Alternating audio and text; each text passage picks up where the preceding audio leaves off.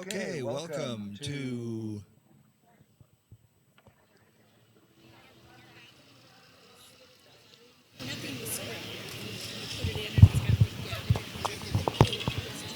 it would be this one. There we go.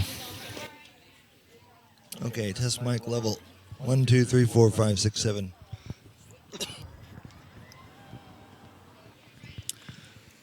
All right, 1, 2, 3, 4, 5, 6, 7, 8, 9, 10, 11, 12.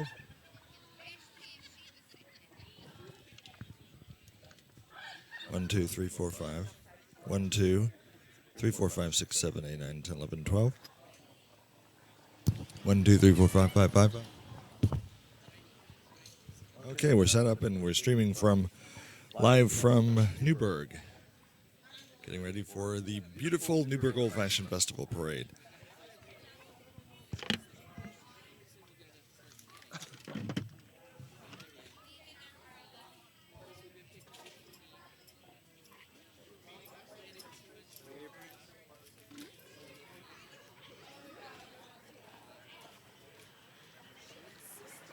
Street-level radio, KLYC, the cruise we have set up. We're right here at 2nd and Main with the broadcast location. We're going to be doing live streaming video of the Newberg Old Fashioned Festival parade starting at 10 o'clock this morning, and the crowd's starting to show up.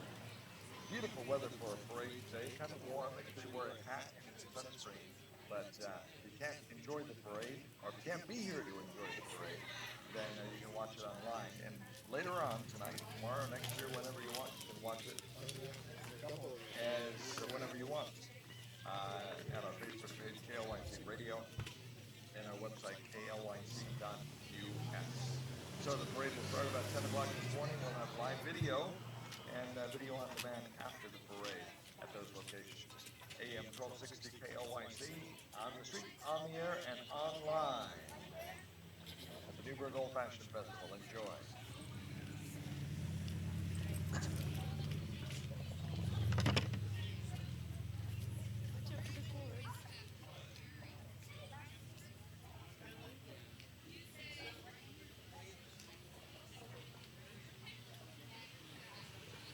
Good morning. Greetings, radio station. 1260 AM in McMinnville. We cover Newburgh.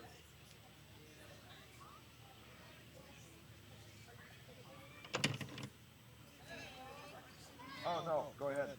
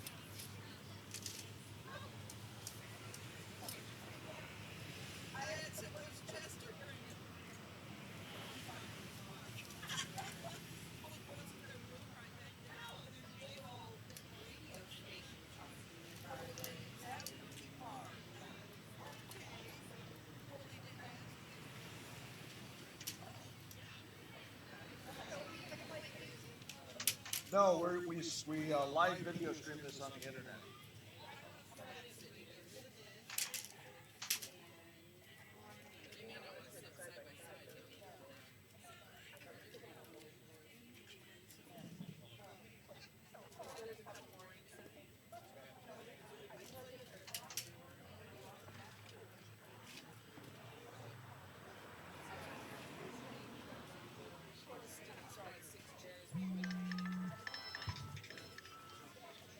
KLYC Radio. Yeah. Hey, John. I'm 2nd and Main, set up right under my little canopy. Ready to go. Okay, thanks. Bye-bye.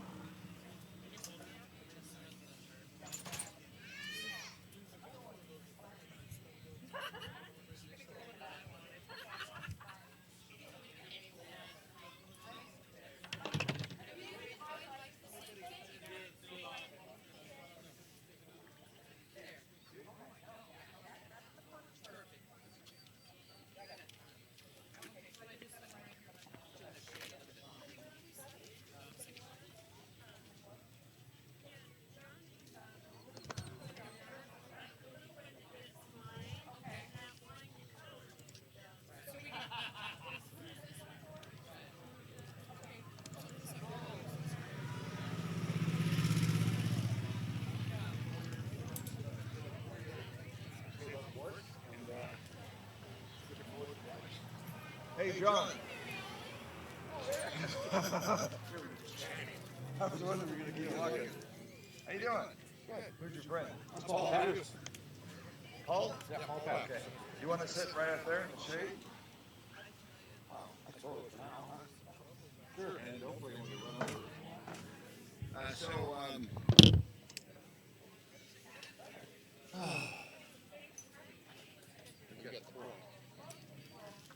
How are we going to handle the, how do you want to handle,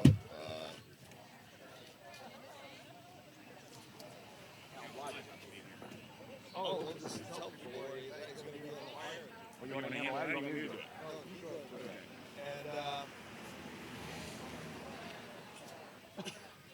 And I don't know the whole story there, but apparently they said, hey, we're going to have a red fire truck. And I said, okay. Well, we'll just say it's an honorary thing for him, since he was our fire chief, and he's been around Newburgh for 2,000 years.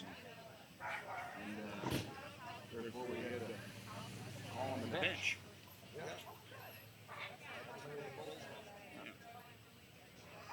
Well, baseball player from George Fox. Center field, first base, and an emergency relief pitcher. Back when Pat Casey was there. That's right, Pat Casey. Oh, we played.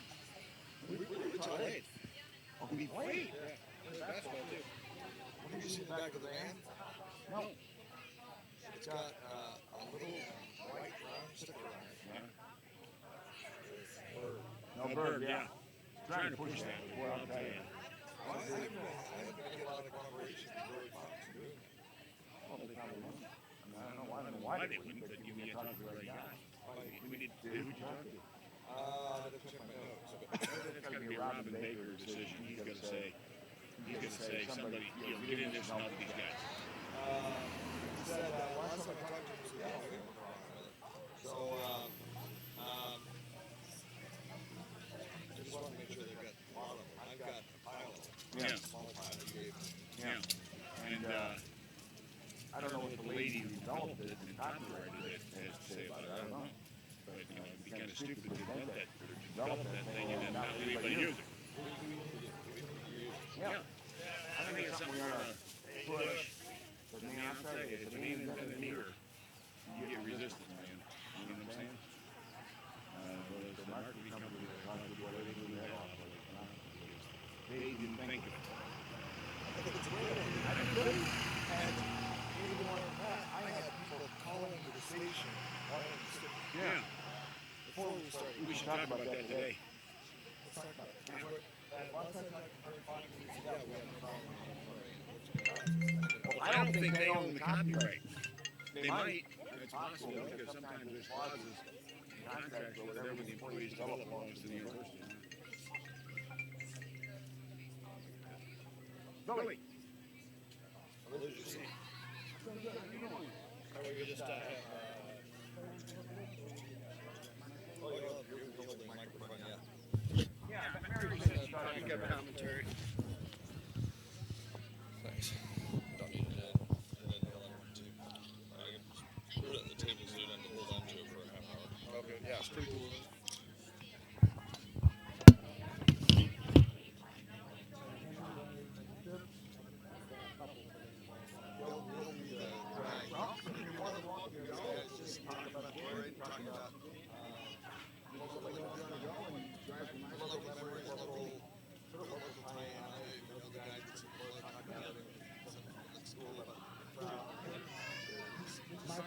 we're going down tomorrow, by the way. So,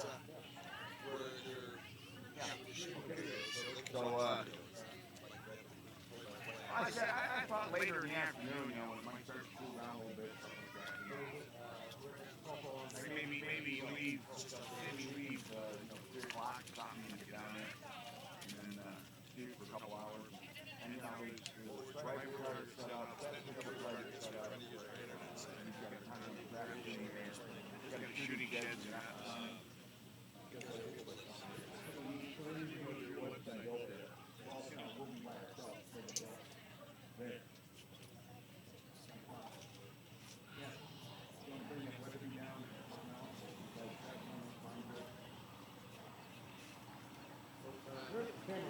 All right.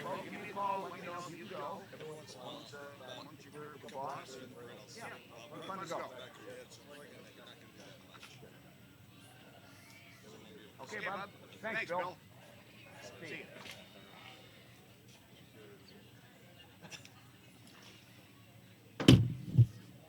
Yeah, I think we need to finish for. Yeah, I do too. You know, Jesus Christ. People are just intransigent. You know, they just don't want to do anything different. See?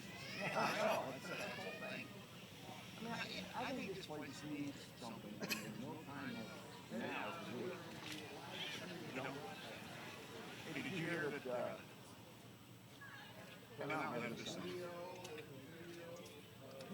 testimony, but they build soldiers and build a luxury hotel in Dayton.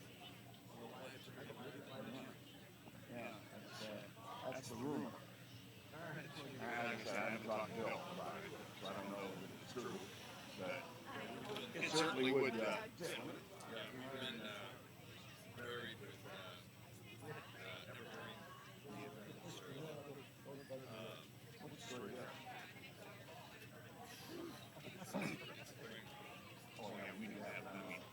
Save it.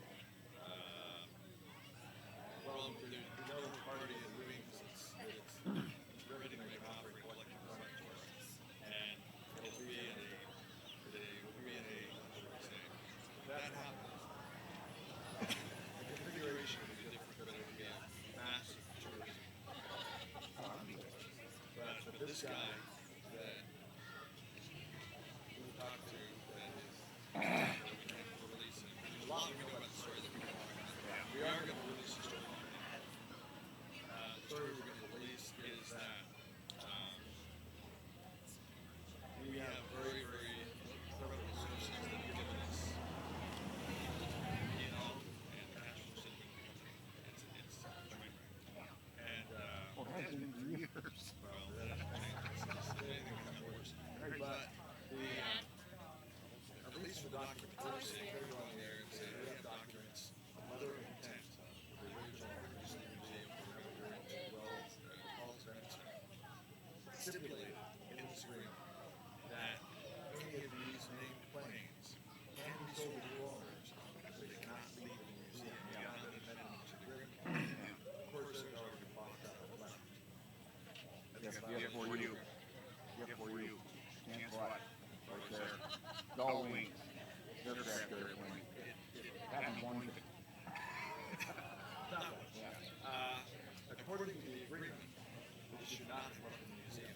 And if you have another agreement that says this is not right, because if this is it, we're in violation of the agreement. The museum board should never allow this. Can we give it back? So we're going to follow that story and see what happens. And then there's other stuff coming. It's just bad. Well, yeah, I mean, guys, you know, he was old. I'm not sure he's going to win much for it. Hey!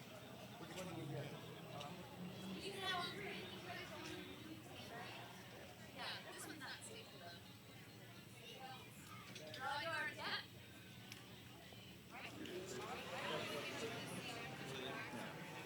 So, I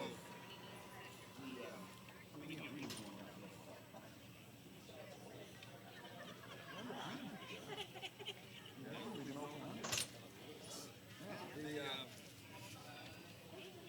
And then the people that he had, they've been working for 5 years. Everybody except for their own that's the money, and I hated the whole thing. It's really ugly. We were going to do it. He's got a house out there, he has that estate. He's trying to, it's a $23 million property, and they're selling it for $6 million. I mean, the guest house alone is $1 million. You know? I don't know what state of disrepair it's in. You know, I've never been out there to see it. You know, just what is it, 25-room mansion, tennis courts, separate guest house. Well, it's too bad because the facility itself is world-class museum. The stuff that's out there, the basics that are out there, some of them worked at some decided to conference into this one. So they can tell you these site stories. It's just an incredible asset to the community. It is, and if that goes away, it's going to be a big problem. And It's going to be surgy.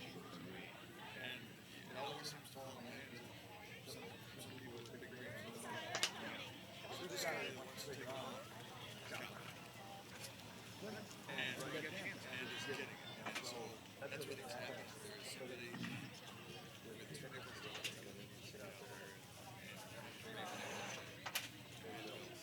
bought it with Rick Miller.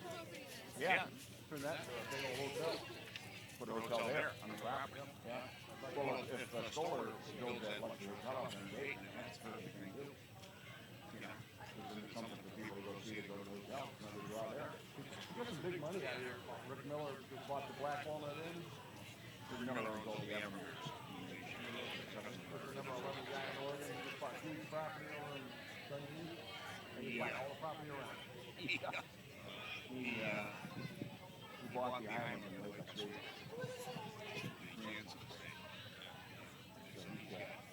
There's number 11 in the state of Oregon. Worldwide.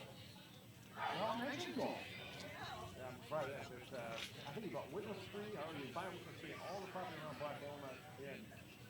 And he's trying to make an impact. I'm more than not on record. This is a world of concepts. Yeah.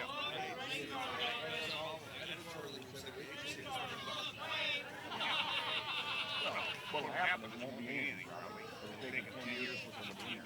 So what we've done is we went out and documented every airplane this way. And we're going in and say, this airplane, this airplane shot down from the museum. We have documented every airplane. If any other airplane shot the same, we're going to ask, what authority do you have to sell that? Of course, there. Well, they've also Yes. I read about that. They sold the Mustang. it's still there. Right. That was in an article. That's what I was reading about. And it said there was an article recently on a couple of planes that were leaving, and that was one of them potentially leaving. But according to Weather and Home, I have a copy of it. It says these planes are not leave the ground to the museum. And so that's who's authorizing them to make them go away? They just, Well, they just do it. they just do it. Somebody has to authorize. Just like open the door, let them pick it up, and take it. The curator of the museum, they're basically saying, hey, it's like, no, let it go. It's dark at night, and it's like, and he gives that to them. You give the guy that guards the door an order from the curator, and then open the freaking door. That's terrible. They want that. They lose that immediately. And then there's a DC free out there that really has its next to this. That's right. I saw that. Yeah, they're probably lose. All the 5 to 8 airplanes are gone. So what we're going to say is, we have a list of these airplanes. We have pictures of these airplanes. If we lose any more airplanes, we're going to come out there and say, we're going to go, this agreement says you can't get them out of the property. You're invited to the board, the museum board, is in violation of the fiduciary responsibility authority. Yeah, but the problem is when someplace goes into bankruptcy, the bankruptcy director has an awful lot of authority. That may be the real problem to run into because squeezing violating the agreement. As far as I know, and everything I've ever seen, bankruptcy court trumps everybody. Understand that, but it's not a bankruptty. It's owned by the Falls Event Center. Yes. Falls Event Center bought it out of bankruptcy. They own. Oh, so they bought it out of bankruptcy. They bought 9 airplanes and had a museum property. They're the ones violating the agreement. The museum board. That's not good. Did the Falls Event Center sell the plane? Did the Falls Event Center sell the plane? They pocketed the money because it says against the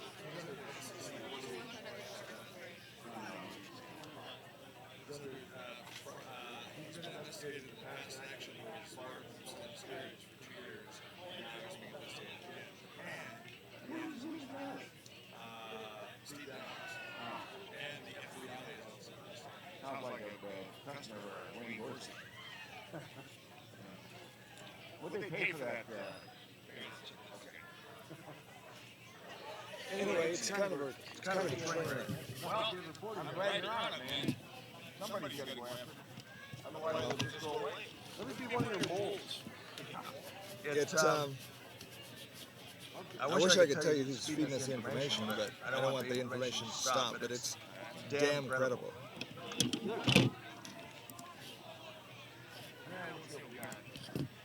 If I told you who it was, you'd say, "Well, shit, they should know."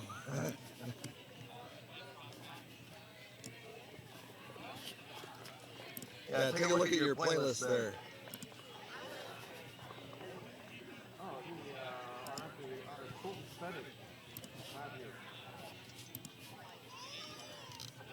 Chevrolet's not here. Newbergh Newbergh Chevrolet? Chevrolet? No show. It's just interesting.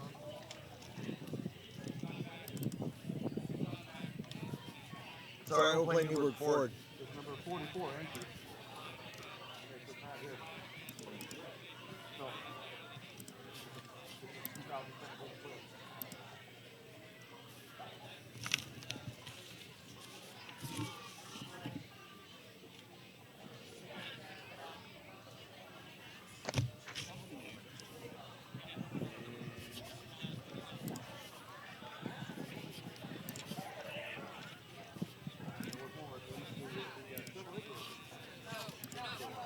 Yeah. You want to give Susan Oldring Scheibel the we want to cover this paragraph and thing. Yeah, what's it say? Well, just introduce. She's associated with, you know, free parade season. You know, we'll just read that, and then we'll start. We'll just use that as filler for the public parade season. Okay. That would be good. Make sure you explain where Blodgett is. Yeah. Al Blodgett.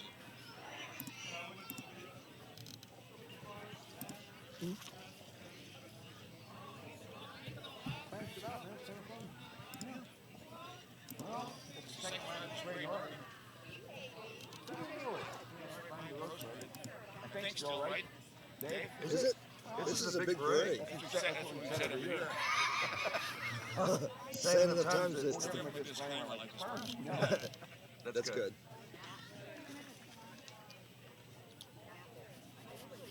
You kind of read off each entry as you do, or what do you, how do you do that? Well, you can, but, you know, me and Calum, we've done this for 10 years, so, you're not gonna have that same feel over it. So, what we'll do is I'll just read over minutes. So we get how many minutes?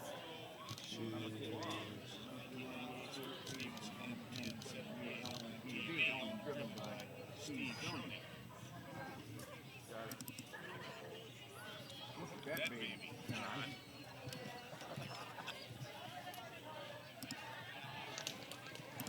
Yeah, she's looking really good. And the car looks good, too. I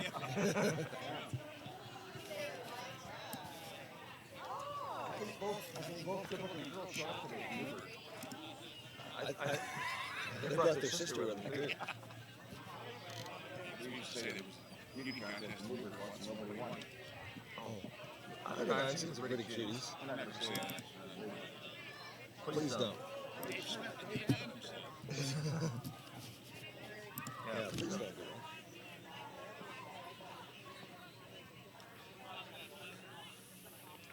Is there a pen there somewhere? Yeah. Well, no, yeah, I'll keep track of that, but I'm gonna let myself know about Al. Start that out first. You want a pen? Yes, please, thank you.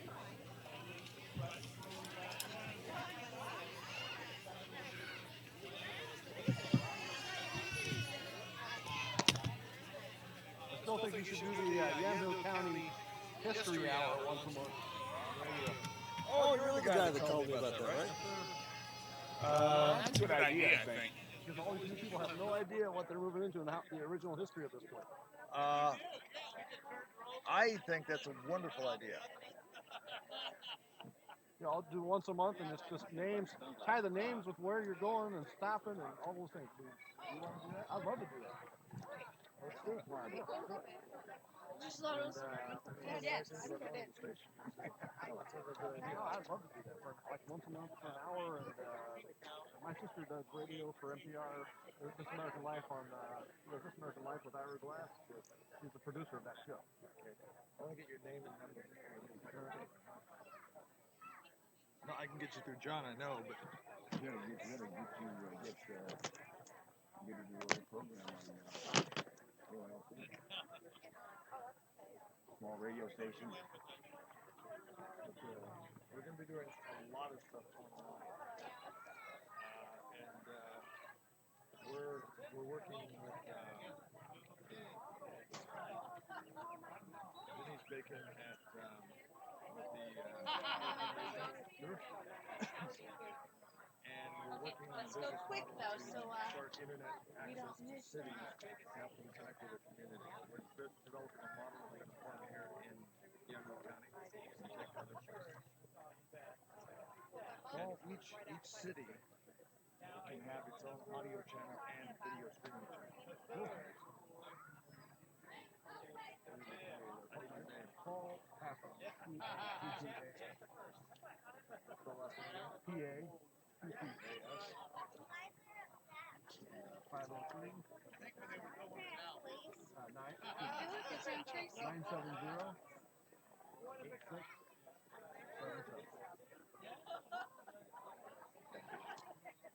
You want? We're going to do this. If you want to do it, and just mention it on this broadcast today. Yeah, I'd like to do that. People here love history, and there's a lot of history. Just called the Young Hill County History Hour. Something of that nature. I'd like it over more dangerous than that. Well, yeah, we had time to work on that. Just tell them what the concept is today. Just tell them, hey, we're going to, a lot of history here in Untitled County. We're going to be having an hour-long An hour-long program. on KLYC. Yeah, because I can get a couple of people to talk or interview on there with no problem. So it'll be on KLYC and also be available online. Okay. Paul was on Senator Mark Hatfield's staff. His last campaign. And then I worked in the state senate for about a year. Number one section. Got some good contacts politically as well. Jared Frank and all the good guys. Man, I'd hate to be working in the White House.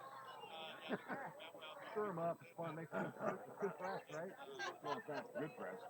For the press, It's news. It's good for them. Yeah, but for the public, and then anybody in charge, or who's in charge this week can be there next week, or this changing over to janitor or secretary Well, of state. being a hands-on manager is a good thing in a lot of cases, but I think Trump's got his hands too much in it. I think he's messing up.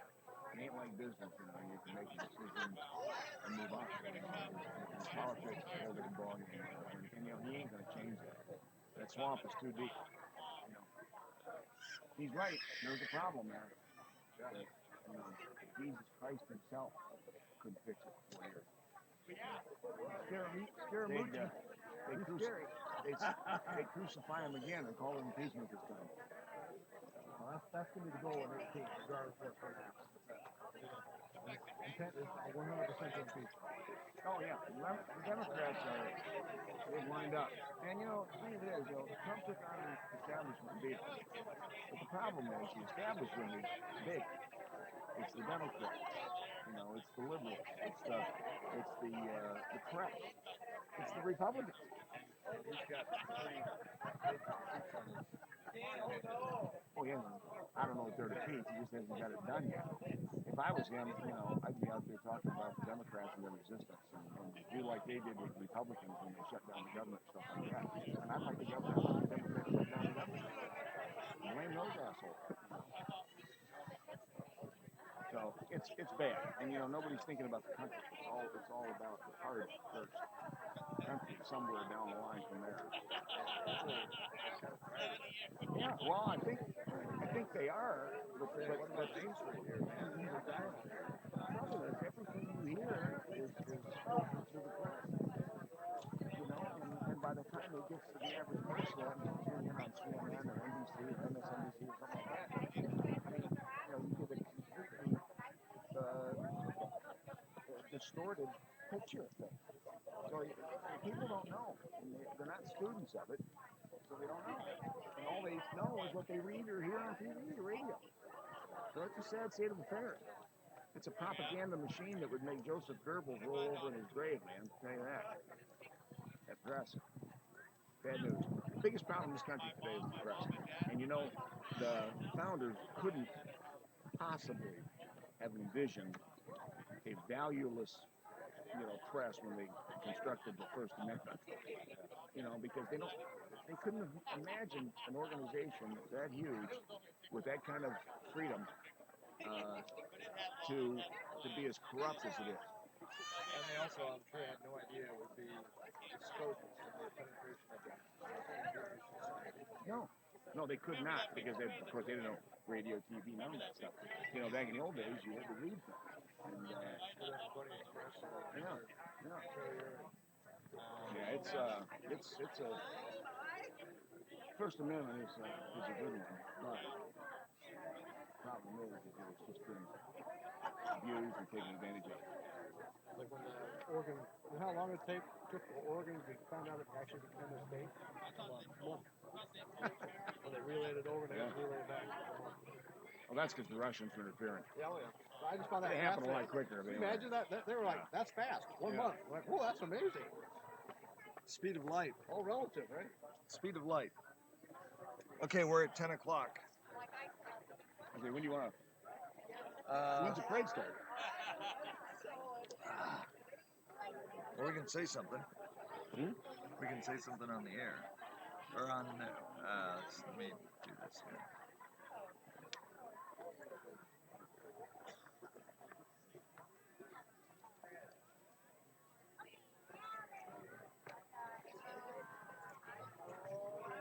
Susan Scheibel is the director of the parade, isn't she?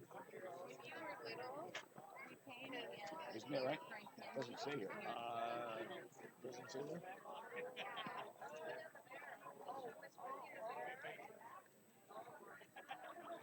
You want to say something or do you want me to? No, I can do it, but here, I'm just asking, is she sponsoring the parade or is she director of the parade or what? Doesn't say. Parade. This is the testimony to her. Oh, you haven't seen this before? No. I think she's. I think she's the parade director. But I don't know. I'll call her anyway. What are we going to do with this?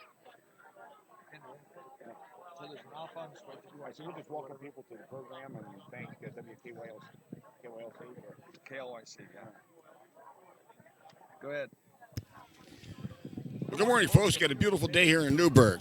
We'd like to thank WKYLC for covering this parade as they have for many, many years now since Dave Adams took over out there. By the way, that's quite a story in itself. Dave is an energetic, creative, a guy who is trying to make this county great again. We'd like to first thank Susan Olberding Scheibel. She's been associated with State Farm for 35 years. She's the director of the parade, basically, where she began first working for her father, Mike Olberding, then managing claims for State Farm, and finally in her current role as one of our local State Farm agents. Susan's team consists of her sister, Sandy Hinkle, who has 29 years' experience, Monica Cisneros with 2 years' experience, Danielle Mabin with 4 years' experience, and her daughter, Sarah Scheibel, helping with reception this summer. The experienced team focuses on remarkable customer service and are ready to help you with your insurance needs. Call them for a quote today. I've got personal experience. I've got a lot of friends that insure with Susan, and I can say without any hesitation that they do a great job as advocates for their clients. Today is going to be a little bit different than it has in the past. My name's John Kirkanik, by the way. I'm from Newberg Ford. And I've done this parade for, 8 to 10 years now, and typically with Al Blodgett, former fire chief from Newburgh, and, of course, various other things, as he spent his whole life here, basically. Al is being honored by the fire department today, and he's riding in one of the parade entries as an honorary fireman, which he deserves because he was the chief. He's done a great job for Newburgh in many, many ways. And Al isn't here today because of that. But in his place, we have Paul Pappas, who happens to be an employee of Newberg Ford as well. And Paul handles most of my outside marketing activities for the dealership, including the Drive for Your School, which has been pretty famous between Newburgh and Sherwood. We've donated about $100,000 to both of those schools over the last 7 years. And it's a very effective program, and we want to thank both schools, particularly Neo Russo from the wrestling program out here, the Mat Club, who decided to take it on last year and manage it themselves. And boy, they hit the number. We did it as fast as we ever have in history, and it's a real testimony to them for the amount of work they put in. But that's the wrestling mentality, as most of us already know. Paul Pappas is an interesting guy. He is from back east, educated early years in Connecticut, and then Chicago, and then Wasatch Academy in Utah. Been an athlete, and then he went to George Fox, where he played baseball and soccer. In fact, actually played with Pat Casey on the George Fox baseball team. Said he was a pretty good baseball player. Like, that's a surprise. Paul has occupied himself as a hobby as sort of a historian for not only Yamhill County and Newburgh, but also Oregon as a state and Portland as a city. It's interesting to talk to Paul, and he'll have some comments today as we go through this parade about how impactful this city of Newburgh has been in the development of this part of Oregon and throughout its history. Big trade center, being on the river, so on and so forth. A lot of things that it has contributed to the well-being of not only this county but the state. So, Paul, say hello to the folks out there. Welcome, everybody, to the 2017 Newberg Old Fashioned Festival Parade. Honored to be here, John. Thank you very much. Incredible lead-in, a little bit very kind to me. I appreciate that. And, again, this will be my actual 31st event that I've been at, being as a student at George Fox and as an adult in the working world. And it seems to be amazing weather every time we do this. The same weather, so perfect day today, 80 degrees, sunny, a lot of kids out there having a good time, so we're ready to kick off the day and go through some nice parade entries. Yeah, Paul, thanks. The parade's about ready to start. First entry is going to be the Yamhill County Sheriff's Mounted Posse, which is very impressive. You know, the horsemanship has been appreciated over the years. They're all citizens of Yamhill County, and it's sheriff through volunteerism since 1941, and we are pleased to join Newberg Old Fashioned Festival again this year. So, one of the things that's developing out here is the impact of this radio station, and I can say this because Dave's too modest. He has a vision about this station and how it can benefit Yamhill County in general and Newburgh in particular. He even was looking into moving the station to Newburgh at one time, but those things are difficult to make happen. But that doesn't mean he's going to quit. He doesn't have that kind of mentality. So it only can be a good thing. They're getting into some investigative journalism. They're looking very seriously at their program lineup. They're getting better every year. We're proud to be associated with them as an advertiser. And I don't think there's any place but up as far as KYLC is concerned, and Dave Adams as the owner and operator of that station. We're proud to say that they're a customer of Newbergh Ford, and you got to see his new van called, I think it's still called the Am Van, isn't it? Am Van. Okay, there you go. Excellent. Always mobile, Am Van, which is very creative. Another thing has come up recently. We had the opportunity to talk to an employee of George Fox a couple of years ago as a result of our involvement with the Economic Development Committee out here, trying to bring jobs and businesses and all the things that go with that to Newburgh, and institute some growth in the right direction, the right way, and good for everybody. And an employee at George Fox came up with a slogan, for Newburgh, to help market this city as a place to go, place to do things, place to have fun. And what she came up with was a simple little oval that said the Berg in it. And, that kind of caught my imagination, and it did Dave's as well, from KYLC.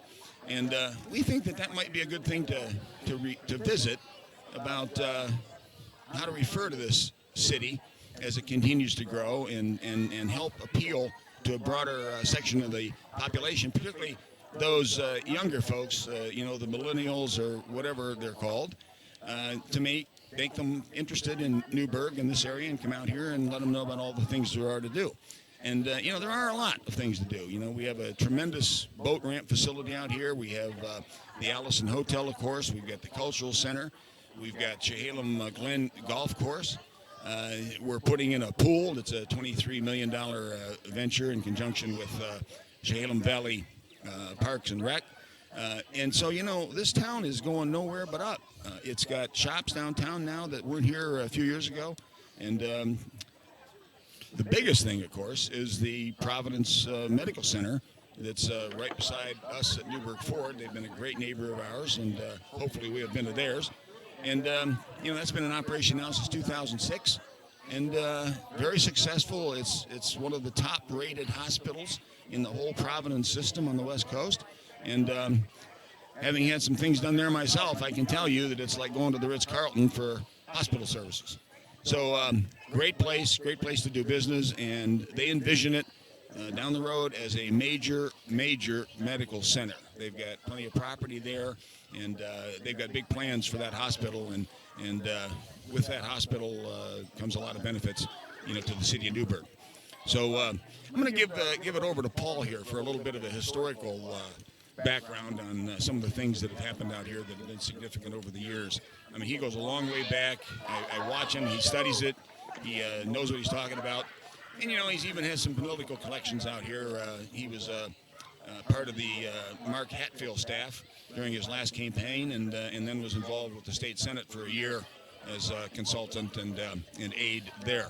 So he's got a gift for this, and he's very dedicated to history, and he's in love with the state of Oregon in general, Portland and Newburgh in particular. So, Paul, what do you got to say, bud? Oh, lots to say about Yamhill County, and actually I think the Burg, what a great concept, really, because actually we're going to go right to the parade right now. We'll get right back to the Burg here. We're starting off.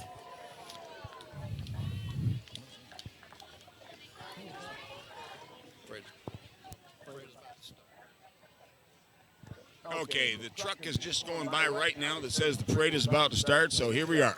And here's the first entry in the parade. As I mentioned before, the director, basically, Susan Scheibel, and she's got a bunch of folks out there throwing candy, of course, from State Farm Insurance Company out here in her agency, the Scheibel Insurance Company. Throw some candy this way. Everybody's dressed in red. They all have the State Farm shirts on, having a good time. What good way to start out the parade this morning. We just participated in the St. Paul parade, and one of the things that they wanted us to be really careful about was not throwing candy from a moving vehicle.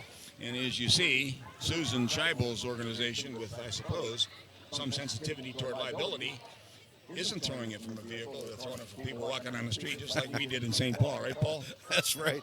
We ran out of candy at that parade, I believe. So, while we have a moment, getting back to the Burg, all towns in Oregon have a nickname. Portland, everybody has a nickname, and so it's absolutely important that Newburgh comes up with a great concept, which they have, which is the Burg, and I think they should move forward on that.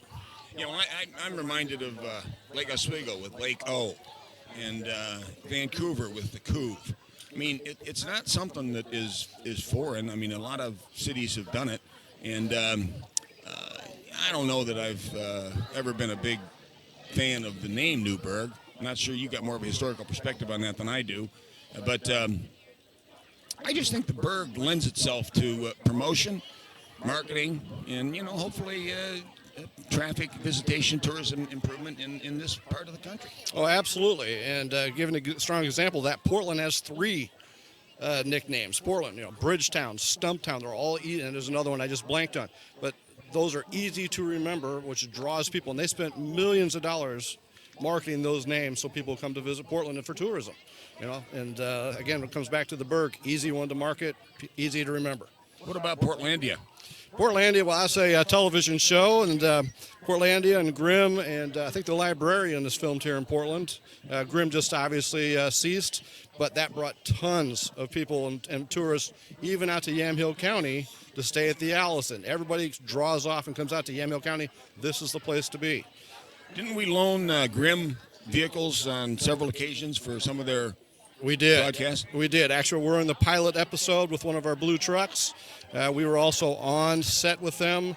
Fantastic people. They also brought a lot of money to the economy. What about Sherwood? Didn't that have a nickname, or doesn't that have a nickname of some sort? Well, Sherwood used to have a couple different names, but I think it started out as Schmockville from the Schmock family, and then they changed it to what it is now, which I believe is the I just blanked on it. Well, they must have named it after the Robin Hood. Robin Hood Festival. Books, yeah, but even the Schmock family said, let's change the name. So it ended up becoming Sherwood. And and that was done years ago, probably about 65 years ago or 70 years ago. They're probably glad they did that, because you could make a lot of derogatory combinations about Schmockville, I would expect. That's why they changed the name. And, of course, their neighbor, Tigard, used to be called Tigardville, and they changed that name as well, just to Tigard. Made it a lot easier. Well, I think the Sherwood name for Sherwood is a benefit, because of the Robin Hood connection, the Robin Hood Festival. It lends itself to marketing programs and talking to people about visiting there and tourism, etc. So I think it's a good thing for everybody concerned. Just a quick note here. We are going to be doing a show on KLYC about Yamhill County history and history of the area. That will be up and coming soon. And I'll probably be a part of that. And we'll do some nice interviews with some local people and some tie-ins that I know of some pioneers that came here to Yamhill County and ended up becoming incredibly successful people in Portland, that a lot of the names you recognize in Portland actually started right here in Yamhill County. So we'll look for that here, and we're not sure of the time, but we'll be doing that. Paul does a lot of time going to estate sales and things like that, and he's kind of like those American pickers on television, and he comes out with these obscure pieces of history, Portland history, that are really, really interesting, and some of the things he found out, told me about, regarding Lafayette and some of these other small towns out here were absolutely fascinating, and wouldn't be at all apparent to the average person that's visiting or passing through there, but really interesting to look at. So this is a program that I think has a lot of merit and a lot of potential, and it should do nothing, if nothing else. It should increase the pride factor of the people who live here, based on what this place has meant to the development of Oregon in general, and the Northwest in general, Oregon in particular. So, no, absolutely. And this is a young history out here, John, and very young history. So that's very easy for me. I've been here 31 years this year myself, and I've seen an incredible change. And but a young history from 1850s to now. And most people are new to the area. Well, get familiar with some of the names and tie it in with yourself and enjoy it, because you're crossing paths with these people every day. And so I look forward to doing the show. We'll give you an update on that soon. Speaking of Lafayette, for example, it was interesting to see that deed that you came up with. Oh, yeah. Signed by. Oh, yeah, no, it's a tax receipt. Actually, our entry number one, our tax receipt from the Yamhill County Sheriff, 1881. His name was James Monroe Kelty, who was the sheriff at the time, two-term sheriff, 1881. Actually, the family home is still there in Lafayette. The Kelty House, which is a bed and breakfast, still there. I have his signature, and the guy's name on the receipt is very famous pioneer family out of Oregon City, and their home is still up with their name on it as well. And small things you can find out from a little piece of paper from 1881, because somebody decided to keep it. I bought it for 50 cents and did my homework. So it's an amazing trip once you kind of dig into those things. One of my favorite things that you came across was that picture of the Oregon State cheerleader from, what year was that? 1909. 1909. It was called the what? Oregon Agricultural College, famous school, and so it was a odd-size sketch of a woman with a collegiate flag with the OAC painted in orange and black from 1909. I have it in my office, and I love talking about prices because nobody wanted it, and I picked it up for $1.50. And but I always look for anything Oregon, so it can go back to its proper place, and that's what I do. I remember when Ken Austin, the elder, the founder of ADEC Dental Company, the Austin Dental Equipment Company, came into the dealership that time, and we took him back to show him that print and how impressed he was with that. Not that Ken was there in 1909. No, not that early. But he, of course, graduated from Oregon State University and has been a big supporter of that school ever since. And, in fact, Ken was the first Benny the Beaver at Oregon State. I don't know if you knew that, Paul. That I did know, and we actually have a friend in common, you and I, who lives in Tualatin, who knew Mr. Austin, and he said, by the way, that was the first mascot at that time. So I just find that fantastic, and his performance in that role was pretty typical of how he would live his life too. He pushed the envelope. As far as we know, he was the first mascot to ever go up into the stands.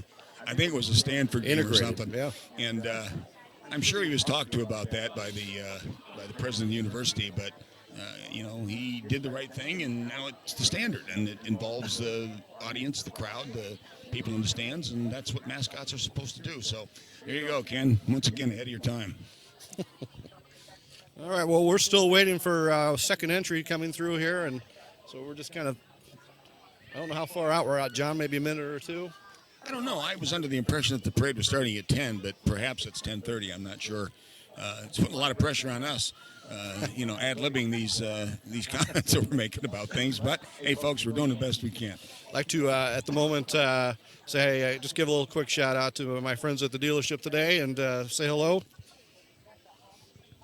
Yeah, that's a nice sentiment, Paul. And they do have this program on in the showroom, so if anybody's driving by and wants to listen to it while they're shopping for cars, they're more than welcome. Absolutely. I think everybody in town is here. We're looking at the parade first, and that's most important. I'll take it. I can say something if you want. Go ahead. Hi, Dave Adams, KLYC, and we also want to remind you that we're starting something new with the internet. We're doing a lot of things new on the internet. One of them is called an event cast. Now, an event cast, we're doing it for the Newberg Old Fashioned Festival. All of the interviews we do for the Newberg Old Fashioned Festival, we put on the internet on a special channel. And you can listen to that, and you can just hear interviews about Newberg Old Fashioned Festival. So when we interview people at the carnival, people last night at the square dancing, if it's Newberg Old Fashioned Festival related, it's on this channel, and they just are continuously played. We have commercials on them. We're going to be doing this kind of thing for all events that we cover expressly. For example, the Yamhill County Fair. Will be myself and someone else will be going around, and with the technology now, we can actually record it and immediately upload it for play on our smartphones.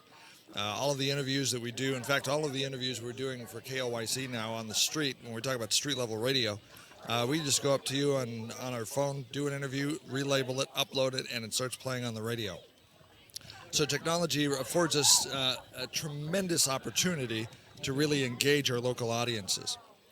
We're looking, quite frankly, we're working with some folks, and what we want to do is we kind of have a passion to see communities reconnect internally with themselves, and we'd like to develop a business model and a project called My Community Pulse, and it's going to be birthed here in Yamhill County, here by our company, and develop it here and then market it across the nation. And so small towns, one of the things that's quite frankly happening while we have time to talk about it is in the broadcast industry. I've not been a fan of what's been happening where stations are moved to the big city. And you have a lot of these smaller communities that are losing their frequencies, and a lot of the corporations have bought the stations and they've moved them all to the big city. You've seen that happen in Portland, where Portland has 30 stations, and none of the small outlying communities have a way to connect easily to their communities. We do have the internet, but what we want to do is create a way using the internet for these communities to connect with their geographic area.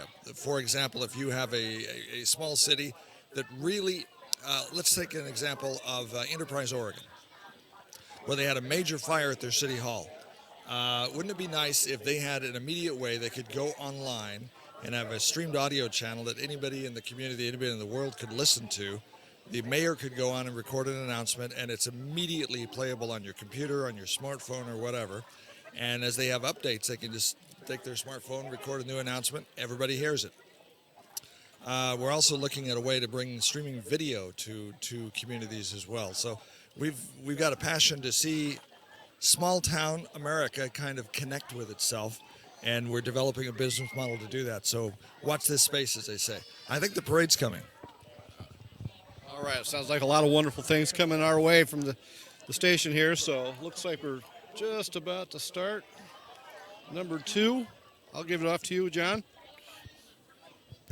Well, number 1 is the first entry in it. Yamhill County Sheriff's Mounted Oh, Posse. you are correct. My mistake. This is just a Newburgh police vehicle. But Dave's giving us a Horses are coming. The mounted posse. Here we go.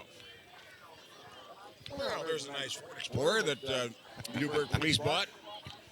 Nice to see that. They've got a number of Chevrolets as well. Yeah, if they like driving the Ford Explorers.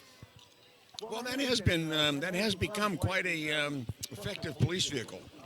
The Explorer. They put the souped-up SHO motor in there, so it can effectively pursue and apprehend fleeing criminals. All right, first up, mounted posse coming around the corner here with the American flag on a beautiful horse. First thing right up around the corner. Yeah, this is an interesting thing every year. The mounted posse's been serving the citizens of Yamhill and Bennett sheriffs through volunteerism and horsemanship since 1941. And as usual, they're pleased to join Newberg Old Fashioned Festival again this year. And I don't know, man, there's nothing prettier than that. No, it's we got one up front, and we're doing 2x2. So we got about 6-7 horses. All the state flags, Yamhill County flag. Just fantastic. Looks like they're all ladies so far this year.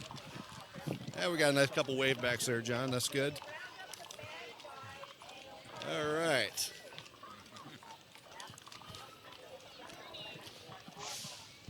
Here we go. I'll let you go to number 2 here, John. Well, Ish and Twyla Duckett. Yamhill County Sheriff's Mounted Posse. Oh, that's that must be the patriarch of the posse. There we go. In the back of the He's the guys in the back of the bench. Yep. All right. Actually, I'll take this one, John. So number 2 here is 1998 Stewart and Stevenson M1078 LMTV, owned and driven by Steve Schoening. It's a unbelievable rig, painted in desert colored. Got the Cub Scouts and Boy Scouts in the back. Go ahead, John. Well, that's a big vehicle, isn't it? It has a split in the middle, and then we got Smokey the Bear right behind him. Yeah, well, how appropriate for Smokey the Bear to be here with all the wildfires going on in the western part of the country and this we have year. some hot weather coming. Well, here's a 1953 GMC Army truck owned by Peel Excavating. That baby's been restored, and nicely done. Well done. All white wheels, spectacular. That and we get some more candy here. I like this. Veterans of Foreign Wars, Post 4015. That GMC Army truck is a 10-wheel drive vehicle, by the way. 10-wheel drive, yes, 10-wheel. All right. What we got next here? Veterans of Foreign Wars, the United States patriotic veterans and service organization that meets in comradeship for the benefit of veterans' causes and for service to our community. The VFW has been a voice for our nation's veterans for more than a century, and they deserve it. It is the country's oldest veterans organization. Yeah. To the United States and the world, the letters VFW symbolize volunteerism and community service. Together with the Ladies Auxiliary, the VFW works tirelessly to ensure returning veterans receive the health care and benefits to which they are truly entitled. Well, there's an old Jeep there, Paul. Yep, and this is Lester Reese. What is it? Post 57, Newburgh American Legion Post 57. Proudly servicing local veterans since 1919. You know why they call them Jeeps, Paul? I do not. Oh, I thought it was from the Popeye cartoons back in the Jeep. No. We They were originally called General Purpose Vehicles, GP. Right. Hence, Jeep. I heard a couple different. We got the Tualatin Valley Fire Department here. Yeah, that's one of their brush rigs that they use to go out into the into the jingweeds and put out fires before they become a serious problem. And here's one of the big rigs, fire truck. There's always something impressive about a fire truck, isn't there, Paul? Absolutely. You can be 5 years old, and we all wanted a fire truck. 10 years old, wanted a fire truck, and I still love it today. American LaFrance. What we got Mr. Brand, serious about service. Well, I'm glad of that. Well, I'll let you do the next one here. We got George Fox coming up right around the corner Why here. don't you do George Fox, Paul? George Fox. So we have the George Fox University Go Bruins bus here. Oh, I wish I had that back in my day. This thing's spectacular.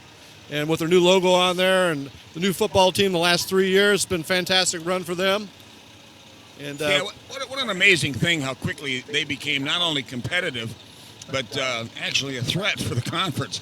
They've only been at it for 3 years. They've got a great coach in Chris Casey. And, we'll talk a little bit about George Fox here and how they've developed through the years from when you were there, Paul. There were, 500 students when you were there? just under 500 students, and it was also under $10,000 a year. Yeah, now you're at over 4,000. Yep. And the sequence of presidents there has been interesting, from Ed Stevens to David Brandt, and now to Robin Baker. Each of them brought something special, from high profile to reasonable thinking from a physicist like David Brandt, and then to Robin Baker, who was an athlete in college, and he's the guy that's really been the driving force behind putting a football program in here, which is great for the town and the students, and really puts George Fox on the map, I think. Absolutely. He just shined that college up. College university up in an amazing way since I've been there, and they're first class. And the baseball team, of course, won a national championship a few years ago. Yep. The women's basketball Women's program, basketball.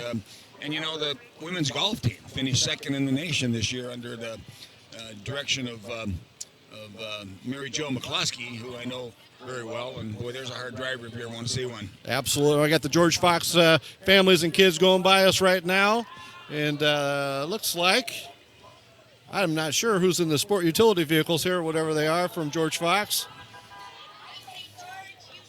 Fox! A couple of enthusiastic ladies. Oh, having some good times there. Everybody has their shirts on from George Fox Bruin, established 1891, by the way. Oh, we have a All-American Classic here, a nice young little boy on his tricycle. Radio Flyer, to be exact. Here comes the Grand Marshal, Paul. Jeremy Beckham, 2017 World Special Olympian. And Rachel Busiarski, 2012 Olympian. Yep, he's in a yellow Camaro sitting on the back right there with, looks like he has some medals around his neck. And got some medals on his neck. That's good. what we got here next? That's Rachel. Rachel. She's a 2012 Olympian. She's also on the back of a Camaro convertible.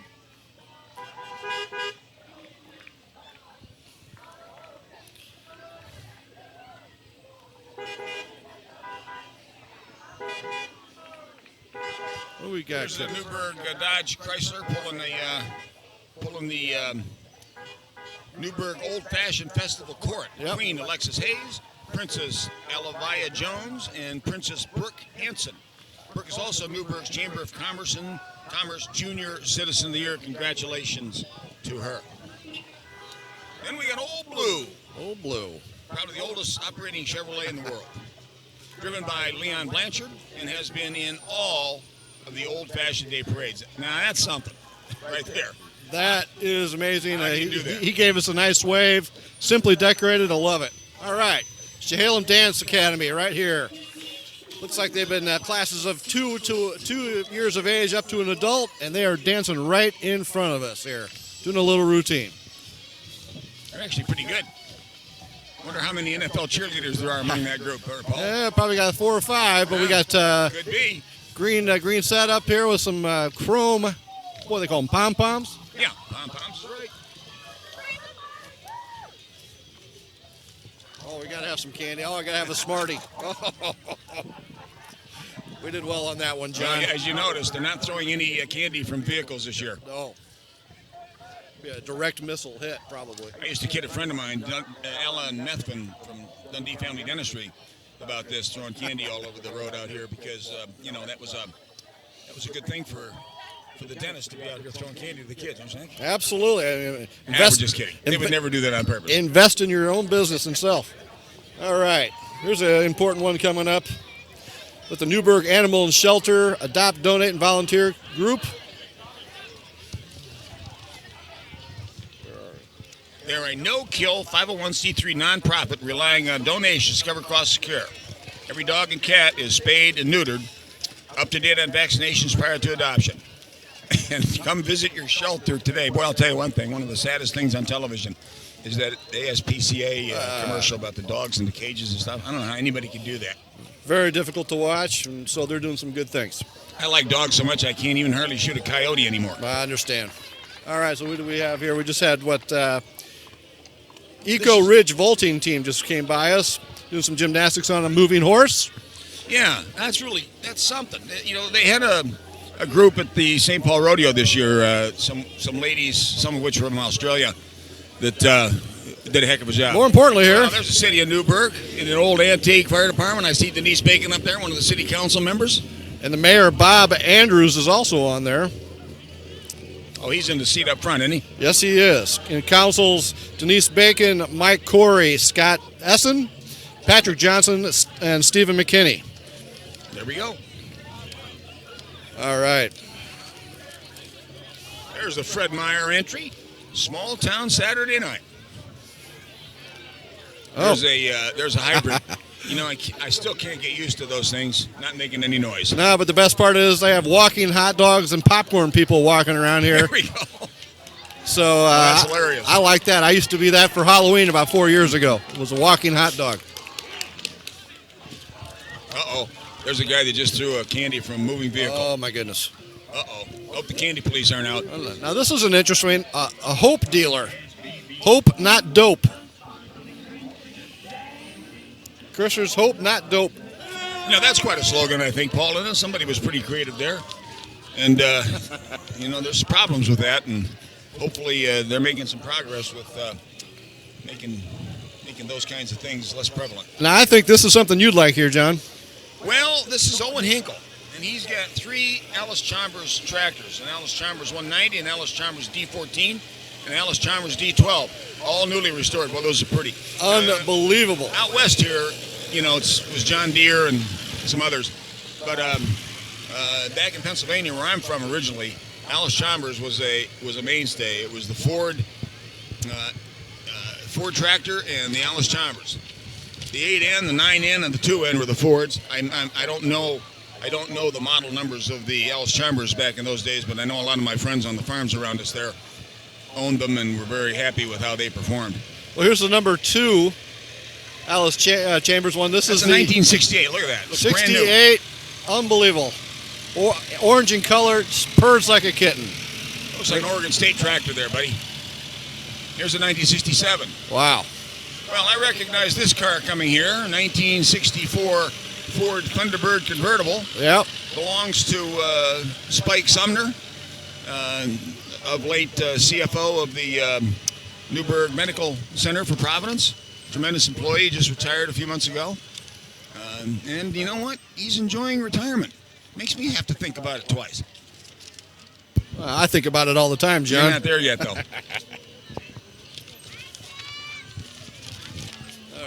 All right, John, this is definitely up to you here right now, entry 19.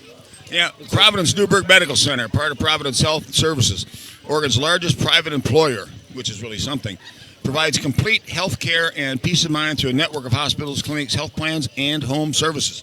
I've been privileged to be part of that organization for the last, 14, 15 years. I was on the board at Newberg Medical Center here, and for 9 years, chairman for 3, and I spent the last 4 or 5 years on the statewide community ministry board that was formulated under Greg Van Pelt about 4 or 5 years ago. So it's been a great experience, and it's very impressive to see how they operate down there, because there is a little bit of a strain of spirituality running through that organization. And when you're in there as as either the poor, the vulnerable, or the medically needy. It's nice to know that people are genuinely interested in taking care of you. And that they do. Next up, we have the Mellow Tones. You can kind of hear it as we go by here. Professional singing duo performing in assisted living facilities throughout the United States, county fairs, music festivals, singing the music of the golden age of voices from yesteryear. Well, that's right up your alley, isn't it? Andrew Sisters, Perry Como, and everybody. I like the big band, though, John. Tony Bennett. I think it was Tony Bennett. He's 80-some years old, and he's still singing. I saw Tony Bennett out here in Oregon about 15 years ago. So, Is that right? Absolutely. We had him at an event at Ford when I was at Ford Motor Company in California in 1996, and he's still got it. He was 79 in, I think. He's still got it. All right. Someplace I've been here is Camp Tillicum. Long time ago when I was with George Fox. So they got the nice John Deere tractor. I'm from Moline, Illinois initially. Oh, that's right. That's where John Deere started. That's right. So if you didn't have a John Deere, you didn't have anything. That's where people all painted their houses green. That's right. With yellow window trim. Great float here. Everybody's got their country outfits and cowboy boots on. Oh, and they got a goat. They have a goat. Not everybody here's got a goat. No. I'll tell you that. All right. There's another vintage American LaFrance fire truck. That's got to be 1924. Yeah, that's whiz. That is beautiful. Wow. What a nice what a nice job of restoration on that. Absolutely. You got to almost see that one. That is spectacular. And that's when brass was a big deal on these trucks. All right. So we got, I think it was number 24. Shriners. Oh, this is the Shriners. You can't have a parade without Shriners. That is correct. You know, you really got to hand it to those folks. Even when I was a kid in Pennsylvania, man, they were always there, driving their little motorcycles or their little cars or something. And Shriners Hospital is, that is invaluable. Well, we have 1, 2, 3, 4, 5, 6, 7 Kawasaki 1000 police bikes. And they look good. The escort. Here come the Shriners. Here it comes. Here comes the Shriners with their great hats. Some true gentlemen right here. And there's the tricycles. Or are they four-wheelers this year? They are definitely the quads. Now they're Yeah. down here do some performing. Yeah. Let's see if they do some circles around us, John. Just like the Shriners versions of the Blue Angels. There we go. Al Cater. We are doing a circle within a circle with quad vehicles with some older gentlemen. They're absolutely having a blast. All holding American flags. I don't think you're allowed to have a parade without the Shriners, are you, Paul? It's not complete without them. No, it's not. And here they go right on by us. They give us a good wave. Gotta like that. That just makes you feel good. And the last guy to go. Fantastic. You know, they take care of kids regardless of their ability to pay. You know, the Shriners, St. Jude's. I don't know how you put a value on that. You really can't. There's nothing worse in my mind than a sick young person that is facing medical challenges and maybe not even making it through. All right. There's the Shriners Helping Children Train. Oh, and there's the Calliope. With the red, green, and orange with the great float right behind it, playing some organ music in the back. They just cranked up the Calliope. All right, here we go. Clowns on a three-wheeler with golf clubs. Little break in the parade here, John. Uh-oh.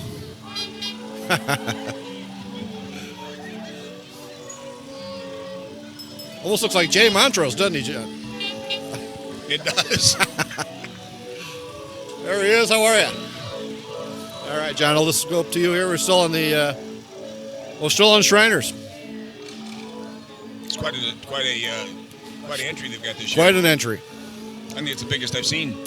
This is the Al Cater Hospital Support Club by Shriners Hospitals. Shriner Hospitals in Portland. Nice looking dog there. Good looking dog. Nice looking dog. What do you think that is? The dog is dressed up as well. That looks like a golden lab, doesn't it? Golden lab with a service, but I mean, it has the Shriners wrap around it, and it's also a service dog. Yeah. The labs and golden retrievers, German shepherds, do a lot of good things for for people with a number of handicaps. All right. Is this a Willys Jeep? Well, it's probably a Willys. With But, a big bell up front. They were made by all the car manufacturers in the States during the war effort, and that one looks like it dates back to the war. So you don't really know who the That's true. manufacturer was. The interesting thing on that is the manufacturers weren't allowed to put any company identification on those Jeeps that they built. But I did not know that. But Henry Ford managed to figure out a way. He put a big F on each one of the flathead bolts and snuck it through. Henry Ford can do those kind of Ken things. Austin has one. He owns one. In his museum, part of his collection. And it is I'd love to have one of those original World War II Jeeps. You talk about expensive. Oh, I'm sure. You could buy 2 Explorers, what that would cost probably. But it's Just guessing. prized possession, though, I'm sure. Oh, yeah. Mathnasium. Local math learning center where we take math sense. Mathnasium helps students K-12 build the skills and confidence to dream about possibilities and to reach their goals. Help your child reach the stars with Mathnasium. This is the Woodburn Fire Department, another great fire truck, wood ladder rack. And, 1929. Unbelievably done. American France again. Well, here's the Yamhill County Fair and Rodeo ambassadors. With one of our trucks, mind you. F-350. Tatiana, Abby, and Elsie. Abby Burhorst, right, see you at the fair. Tatiana Dayhart, and Elsie Dine cordially invite all of us to come to this year's fair We and like extra Rodeo candy over Wednesday. here. August 2nd through Saturday, August 5th. Join them in McMinnville, and you'll enjoy the family fun for everyone. Family fun for everyone. It's got a nice ring to it. So here we have right behind them there the Yamhill County Sheriff Office Marine Patrol with the boat in tow. Riding in the boat today is Sheriff Tim Svensson, followed by command staff and other Sheriff Office staff and volunteers. Well, we've seen that boat on the water a couple times, haven't we, Paul? Oh, yes. They moved right along from us, though. We were good. Yeah. They never bothered us once. Nope. Well, one time the guy did when he came over and wanted to see the boat we were in. Yeah, and then he moved us along. He moved us along. On that Mathnasium thing, I just heard on the sports news the other day that a guy I knew from Penn State named John Urschel, 26-year-old center in the National Football League, just retired at 26 because of those concussions and CTE problems, which I think is called chronic traumatic encephalopathy. Oh. CTE. All right. He retired, but guess what he's doing? You heard this? I have not. He's going to MIT to get his doctorate in mathematics. So if you can't be an offensive lineman in the NFL, go be a doctor of mathematics. I think that's amazing. And maybe he owes part of that to some organization like Mathnasium in his youth somewhere that got him started on that road to what obviously promises to be a long-term and probably very profitable career. Very profitable. That's what we make math make sense. All right, we got some people coming around the corner here, John. I was looking at that Marine Sheriff's boat there. Wouldn't that be nice, duty? Spend all your days on the river out there in the sunshine and run around on the water. And especially the last 40 days with the weather we've had. Being nice to people. All right. Who we got coming up here? First student.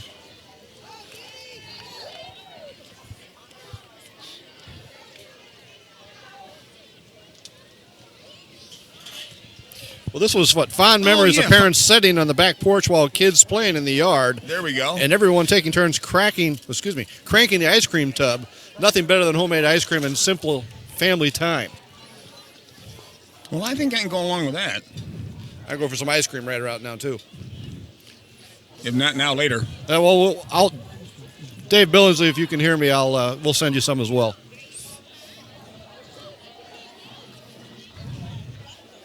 All right. The beat goes on. Okay, this is an all-adult marching band with a high-energy, brassy rock and roll style that gets you smiling on your feet.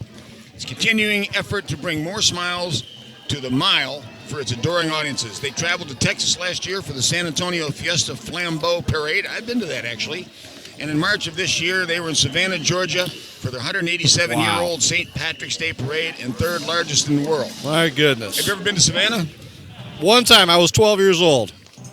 I've been there. I was there once myself. I was a little older than 12. Well, so what we got everybody dressed up in purple outfits here, and they're doing swinging the batons.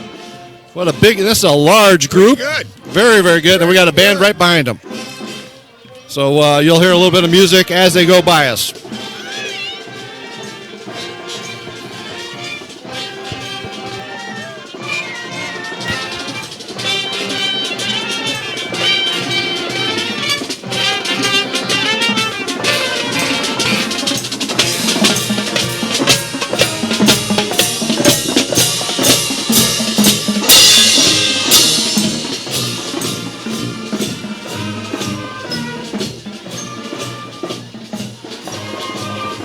I'll tell you one thing, Paul.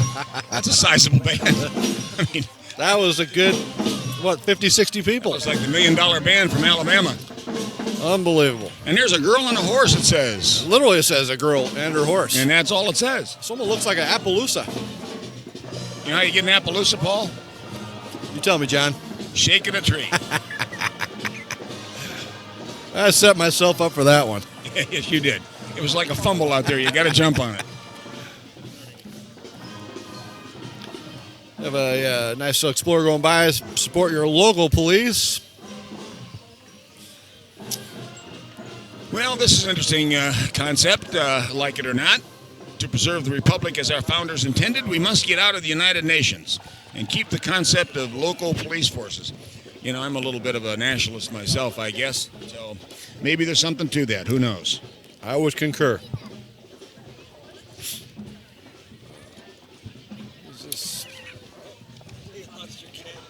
Oh, yeah. Yeah. Can I have some left? Can I have one? Yeah. I'll give one you to leave, John. you leave it on. Thank you. You Thank leave you. your candy on the ground, buddy, and you lose it, Paul. But he was nice enough to bring you back. He did it give me. I like the. Those are the little Smarties that I like a lot when I was a kid. All right. Well, we got one coming around the corner here. I'll let. I think it's Citizen of the Year, Albert. Albert. They're just making the bend in a Lincoln. Ooh. Look at there, Paul. That's a 1961, I think. Lincoln, full-size Lincoln Continental with suicide doors. Suicide doors. Beautiful car. That is. Dark green. Young Grant Austin has a black one like that, as you know. And he keeps promising to take us to dinner in that with the top down in downtown Portland. I know. I'm looking forward to that. I mean, anytime, John. Well, I told him, we're young. Well, maybe we'll get it done in August. Newberg Business Person of the Year. What was that, Ben Jaquith? Jaquith, my Ben mistake. Jaquith. I apologize. Ben, oh, we got a couple drones flying around us now. The U.S. World Class Taekwondo Newburgh with a drone overhead.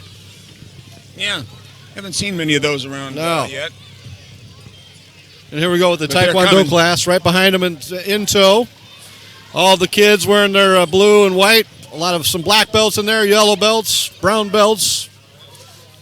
Purple belt. Green belt right there in front of us. That's a nice group right here. A lot of belts. A lot of belts. Tells you it's a lot of pairs of pants. All right. And that was their motto is, we are creating tomorrow's leaders one black belt at a time. Well, there's something to be said for that, since discipline is a hallmark of that sport. And as you and I know very well, discipline is a big, big part of being successful in the business world. Oh, that's correct. Or any world, for that matter, I believe. Now, anytime kids are involved in something good and structured, it's to their benefit. I think it's good for them. All right, here we go, John. Was it Great Pyrenees Rescue Society? Boy, those are beautiful dogs, aren't they? My goodness, you got 1, 2, 3, 4, 5, 6, 7, 8, 9 dogs. Boy, beautiful big dogs. Pretty dogs. Wow. They're hard not to love. These are just gorgeous. A lot of. Do any of them have the brandy around their neck? Did any of them have the brandy around their neck? Could you come around again? So we have another Newbergh Ford truck going by us, John. There we go. Well, they were nice to have to put one of our signs on there. You know, it's interesting. Our magnetic signs won't stick to the sides of these trucks anymore because they're aluminum. So this is the volleyball float.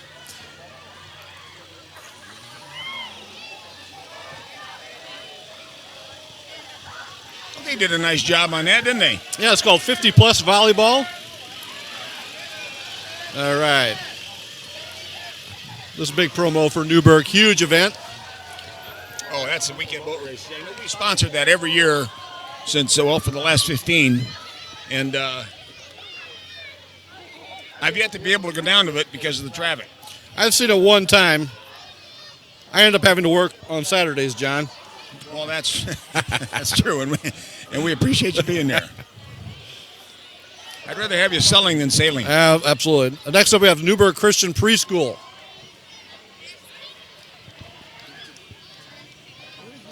Oh, I just saw the sign here, John. I was just reading it out loud.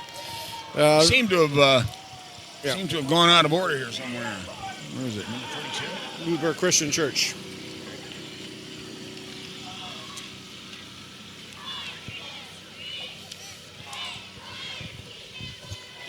So this group coming around the corner is Newburgh Youth Cheer. And dance is a community-based program that allows athletes ages 3 to 8 years old to develop the skills of tumbling, stunting, chanting, dancing in a safe and loving environment. These 2 at a time state-winning champions love to cheer on Youth Football League and preparing to compete on a 9-panel mat. Go NYC.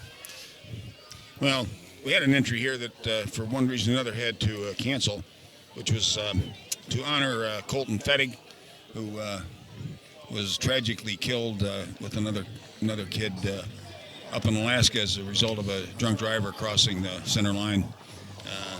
That's about as bad as it gets. Yes, that was absolutely a very difficult day and some difficult times. And Colton Fettig, quite the young man and quite a future. And but we always want to mention him in good light. As you know, he worked for us for a couple of summers. He did. One thing about him was that you could give him a job and forget about it. It would be done. And as most of everybody out there probably knows, Jack's Restaurant on the west end of Newburgh is owned and operated by the Fettig family. That's great. And wonderful food they make as well. All right, we have Avamere of Newburgh going by. Their little shuttle bus.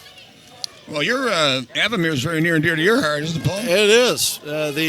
I'm fortunate to smoke cigars with the gentleman that is part of Avamere. And he and his father are both customers in Newburgh Ford. That is correct. Very good customers. We just took care of them this week. There's another dog, Pyrenees. First title. This is First American Title Company. This truck has lovingly been in the family of manager Jan Winder for a long time. No, speaking of Jan Winder, there she is. Jan just shot a ball at us. There Thanks, she is. Jan. She's actually marching in the parade. Uh-oh, making Jan run around here out the back behind the parade. Anyway, they've had that truck since the early 60s, and I heard she was going to put that in the parade this year. And congratulations to her son Grady, who just got married here, I think, a week ago. Well, right in front of us now we have the unbelievable, beautiful Stagecoach, which was built by co-owner of Anvil Academy, Rob Lewis. This team of mules is being driven by mules here, it looks like, by Linda, was it Claypool? Yep. Come and visit us at Anvil Academy here in Newburgh. After all, we all have a need to create. That was spectacular because I love Stagecoaches. Yeah, I do too. I think that Wells Fargo one's another one that is pretty famous. It's been in this parade a couple of times. I don't know if it's here today, but yeah, they had a lot too. Imagine traveling across country on one of those things, bud. You think you'd have a little road noise, a little road vibration? Makes me think of Maverick, the movie, a little bit. Yeah. All right, well, we like this car. Well, we got a couple cars coming around the bend here. And these are some classic, there's several here. Model A owned by CR Hot Rod Shop. That's Ford. Beautiful red. Well, these guys really put some time and money in these things. And, of course, we see a lot of them because we're into the custom restoration business. Restoration business. Ford. Absolutely. And it sure is fun to see these things come in and then see what they look like when they go out. We have an older MG, orange in color, and then See our hot rod shop owns that one. and then this beautiful green. Was it Model A? That would be a Model A as well. Model A? Yeah. Yeah. And more, and then the fun car, 1966 Ford Mustang, owned by CNR Hot Rod Shop as well. Just a classic. Where is CNR Hot Rod Shop? Are they in town? 66. Get your kicks on Route 66. That's right.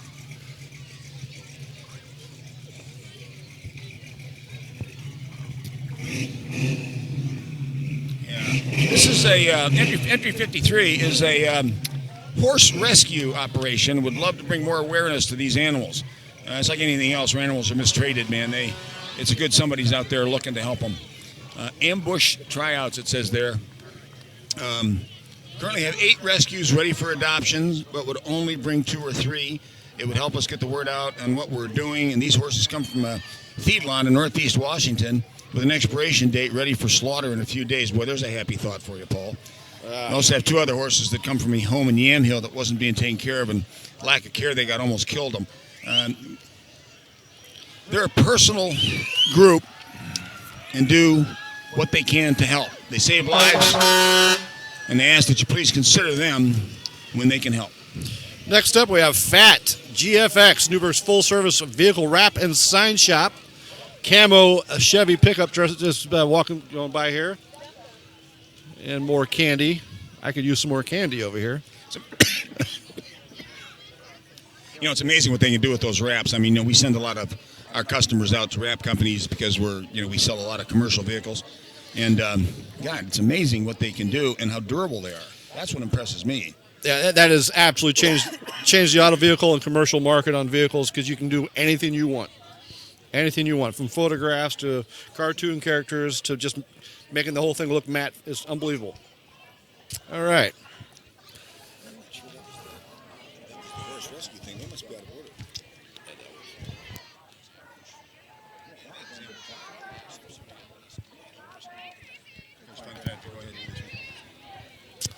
So this is Maker Fun Factory Vacation Bible School, ages 4 to 5th grade. And they're a Vacation Bible School. They have looks like an event from August 2nd to the 5th, Wednesday through Saturday. And you are on the radio. That's right.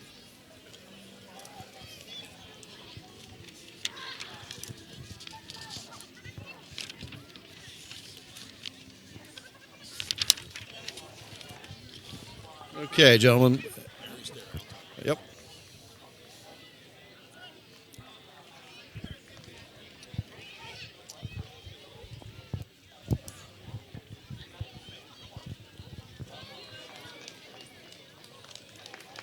Here comes County Commissioner Mary Starrett. Mary, I believe, used to be in television or some form of the communication business here before she decided to run for county commissioner. And I've just got to admit, if I was an actual resident of Yamhill County, I'd have voted for her. I live 500 yards across the border in Washington County, where the taxes are 3 times what they would be in Yamhill. Well, I'm in Clackamas County, but I can't vote for her either, but need more people like her. Well, she won the election. All right. Well, I'll take this one here, John. So we have the Fired Up Dance Academy is honored to join the Newberg Old Fashioned Festival today. The dancers are trained at Fired Up Dance Academy located at King City Shopping Center. The performance, this is a performance company, Dancers Fired Up. They range from 2.5 to 91 years of age and tap. We're going to listen to them here for a little bit. Quite a big group of ladies here doing everything. They do jazz, hip-hop, contemporary, lyrical, and musical theater. Well, that's going to be a workout, dancing for 1.5 miles. Don't you think, Paul? I think they're in good enough shape. Well, they do look in good shape, which ought to be a lesson to you. Take up dancing. I think you might like the logo here. They are directed by, I'm not going to say the name right, Carney Barisma. Yeah. They come dance with them. Said they'd love to dance with you.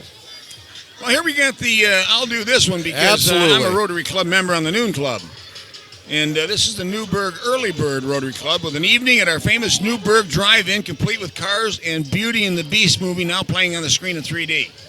Rotary, of course, is a local service organization here in Newburgh, providing various projects around town to help improve the lives of our residents. For more information, visit their website and request a visit to their club or inquire with a fellow Rotarian for more information.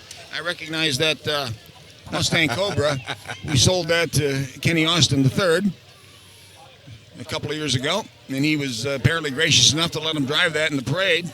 And I'm telling you, you're taking a chance when you loan somebody a nice Mustang, 500 horsepower Oh, Mustang yeah. Cobra. Got to make sure you don't get yourself in trouble. We just had Banner Bank just drive by. Their little group here. Got some balloons.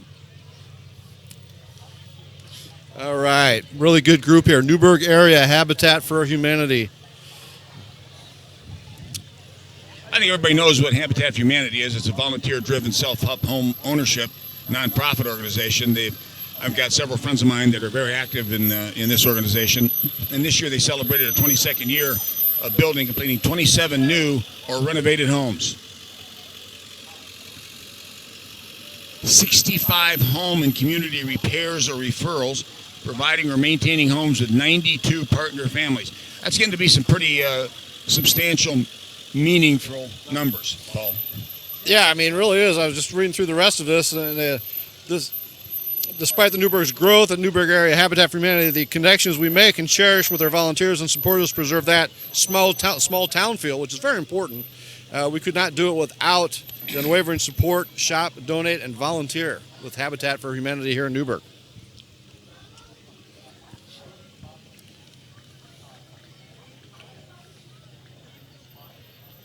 Going back to American Title, Jan Winder's organization, she's been a member of Rotary since I've been there.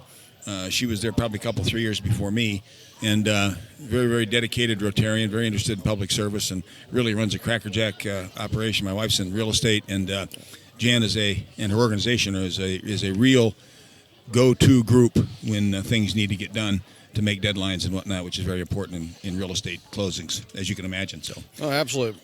And also, just on a side note, a lot of fun. She's just fun people to be around as well. That she is. All right, so next up, we're waiting for the Busters. I think it looks like they're celebrating their 30th year, so we're waiting for them to come around the corner. I like this. Busters has been seen sending pests to heaven since 1987. I'm not sure I'm happy about them going to heaven, but I guess all are welcome. Is that right, Paul? That's what it looks like. To call us for your pest control needs, but I'm looking forward to seeing this outfit here. Oh, they are coming around the corner.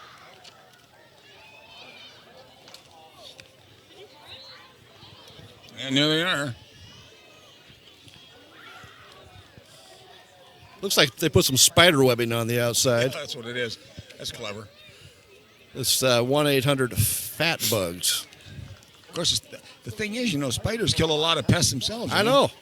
I think we want They're spiders. Like nature's pest control.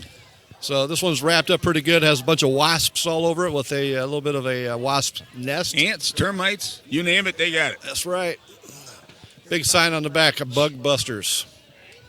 Who are you going to call, Paul? I don't know. I think they stole that. We'll have to give Bill Murray. Borrowed it. All right. Give Bill Murray a call. Well, when was Ghostbusters as a movie? 1984. Okay, well, that preceded Bug Busters by 3 years. There you go.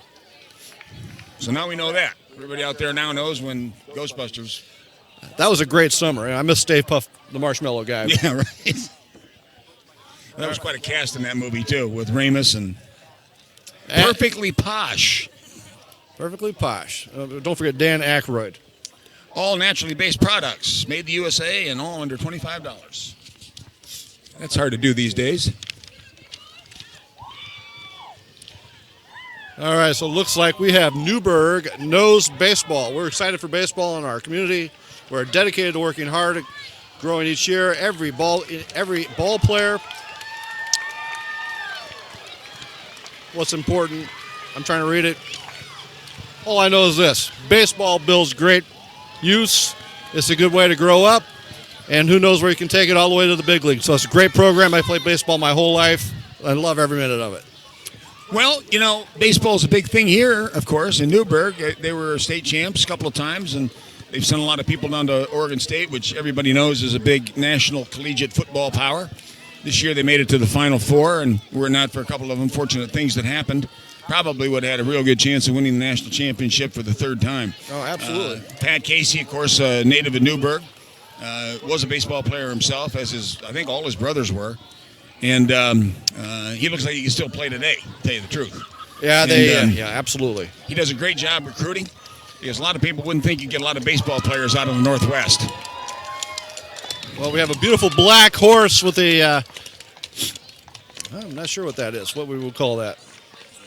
Well, he's a gaucho, I believe. El Gaucho. I like to eat there. Yeah. Beautiful black horse, though, sombrero hat, a very good rider. There are 2,000 beads on that horse's saddle, bridle, and reins. No, excuse me, 200,000 beads. And 12 years to make. Now, that's got to take some patience. 12 years to make.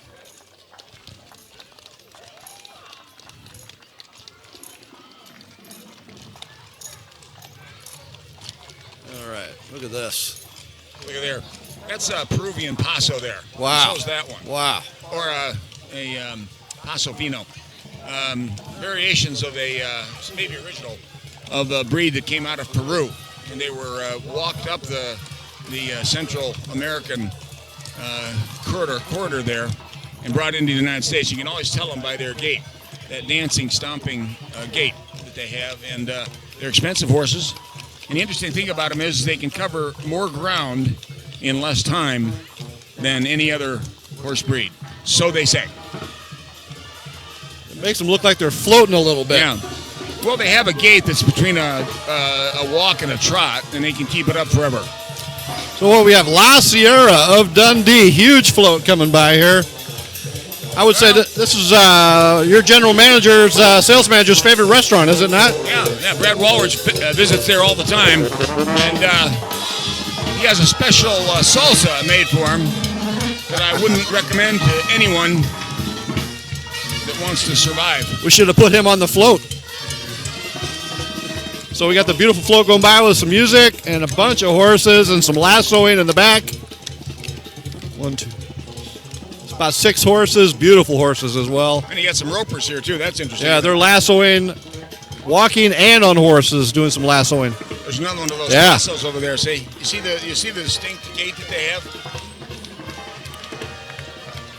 That's what makes them so unique. Beautiful horses there. We're still going with La Sierra here.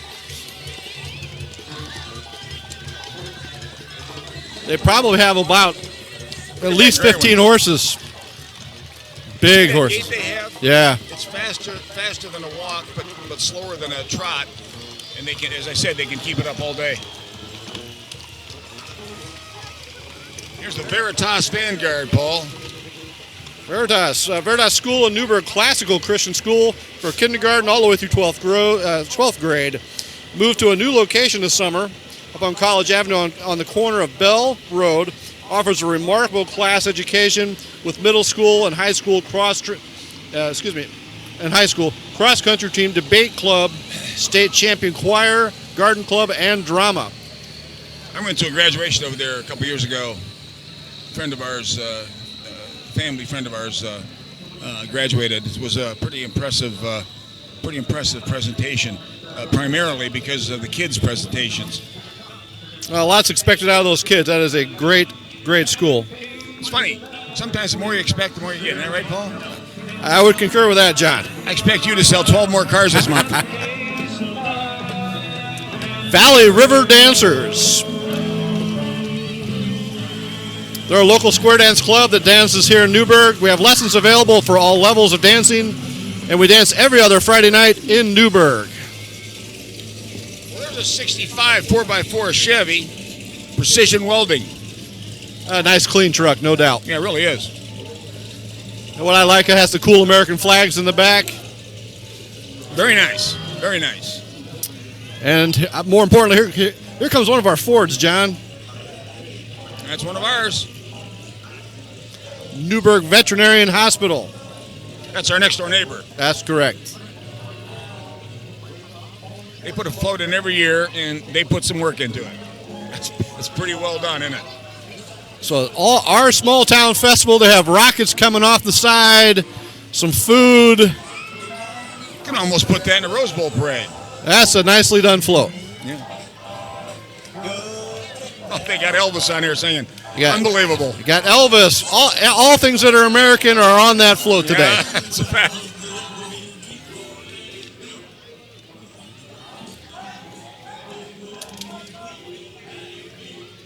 All the people and families from the veterinarian hospital. Oh, I know you did a good job on that.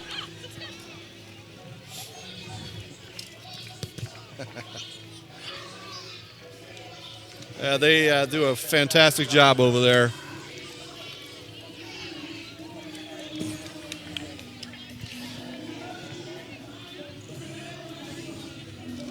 What do we have coming around here?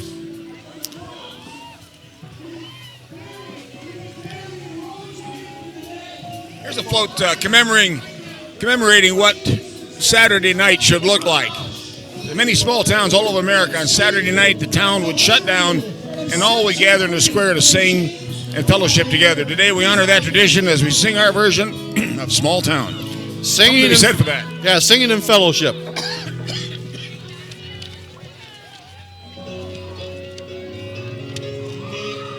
And a very, very, very popular place here in Newburgh, Dutch Bros Coffee. I mean, there's a line there all the time. And their float's coming around right on the corner here. It truly amazes me how much coffee is consumed. Oh, they have good candy, too. Anyway, they brought their big portable trailer here. Dutch Bros, guaranteed to satisfy. It is gray and black. Quite a spectacle, really. Here comes the Dundee Fire Department. Dundee maintained its independence with respect to its fire department when it didn't join up with the Tualatin Valley Rescue.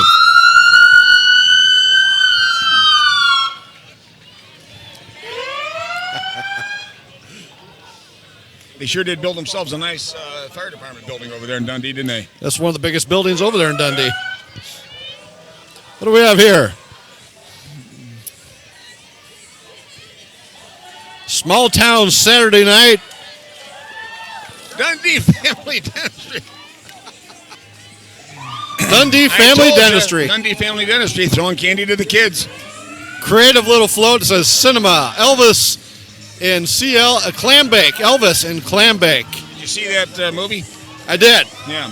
Slingin' Sand was one of the songs came out of that, by the way. Elvis will always be king. True Built Homes. True Built Homes.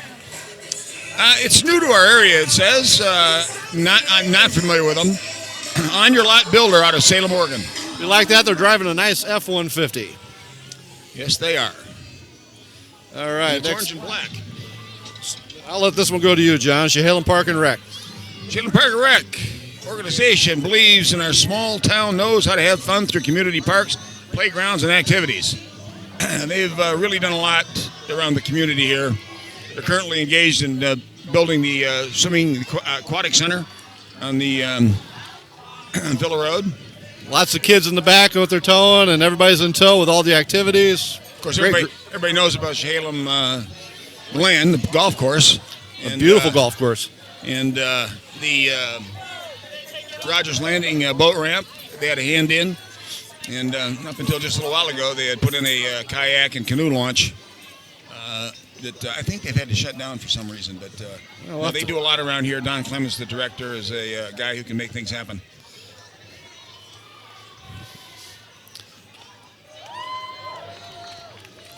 Was this Myers School of Fine Arts?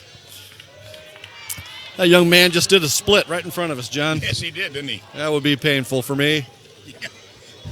Oh, my goodness. Here we go. Another Stagecoach here with 4 horses. Well, that's Wells Fargo, I think, isn't it? Yeah, that is beautiful. Wells Fargo and Company Stagecoach. Spectacular. They're not in the right place, but it's a great looking stagecoach, isn't it? Red with the yellow wheels and beautiful black horses. And it's got 4 horsepower up there. Yeah, well, John, you'd probably like to run shotgun, wouldn't you?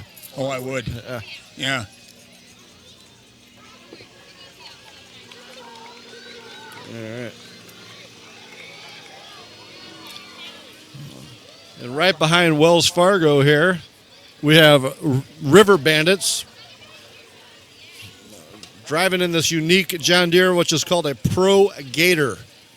I have not seen something like that Well, before. that's the Mac Daddy Gator right there. That's the big one. Wow.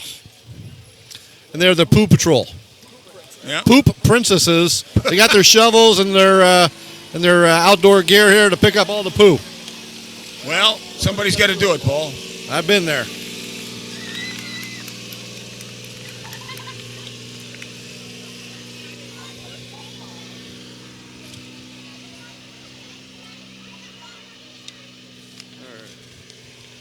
Here we go, John. We got C.S. Lewis Academy right around the corner. Yeah, C.S. Lewis has been a strong member of the Newburgh community for over 30 years. It's undergone significant changes over the past 5 years, so it really is a new C.S. Lewis Academy. It's got a great reputation for education. For just the last year, the school has operated its entire K-12 program from a single campus, now on North College. The school boasts a new principal, Clay Swanson, and even has a new, just unveiled school logo. History. That is a good-looking logo, isn't it? Yeah, it looks like they said the lion, our school's first mascot, was a tribute to an Asian, was it Aslan? A-S-L-A-N? Aslan, excuse me, I couldn't read it. That's the lion in Lion King. Right, Lewis's great character from Chronicles of Narnia. Oh, no, it was Mustafa. Mustafa in Lion King. Okay. You're right, Aslan was Chronicles of Narnia. You're right. My mistake, Paul. Of course, you are the historian here. I make mistakes all the time. That is an interesting logo. That is really It's clever. really good-looking logo. Really creative, yeah. A beautiful lion on there, and we got the kids right behind us in their trailer. Now here we have a unique vehicle, John. It's a 2-wheeler red clownmobile. Boy, they got low tires on that thing. Hope they make it. Almost looks like a Segway, and from built in 1950. Yeah, somebody was a little ahead of their time, it looked like. That's the foo car that was, right? That is the foo car. So let me read about the foo car. This went by as one of the first 2-wheel vehicles ever produced. It was designated to replicate a 2-wheel drive fire truck shown in the cartoon Smokey Stover. It is one of the only 3 or 4 left running in the world. Wow. We just had the 1931 Chevrolet fire truck out of Susanville, California go by. They may get the award for coming the farthest. Yeah, that's beautiful. And now we're here at the Hilum Valley Bmx group here, sanctioned racetrack, allocated to Ewing Young Park here, right here in Newburgh. Oh, these kids can do some amazing tricks. Yeah, no thanks. Yeah. I could do it when I was 12. I like 4 wheels and sheet metal around me. That means you like this tractor right here, John. That is an old Ford there, isn't it? That is a Ford. Isn't it a Ford? Yeah, I believe it is. That's an old one. That is an old one, yeah. Ford?